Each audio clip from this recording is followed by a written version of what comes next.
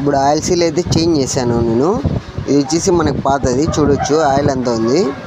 ఇది వచ్చేసి కొత్తది అయితే ఫిట్ చేసాము. మెయిన్ మనం ఫిట్టింగ్ చేసే విధానంలోనూ ఉంటుంది.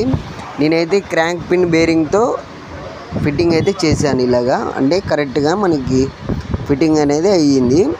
అలా కాకుండా చాలామంది ఏం చేస్తారంటే మనకి ఏదైనా రాడ్ పెట్టి చేయడము, ఇలాగే ఏదన్నా ఇప్పుడు ఈ రాడ్ పెట్టామనుకోండి, ఒక పక్క కరెక్ట్ అవుతుంది, ఒక పక్క లోపలికి వెళ్ళిపోతుంది. ఇది రబ్బర్ కదా, మనకి అంత కరెక్ట్గా అయితే ఉండదు.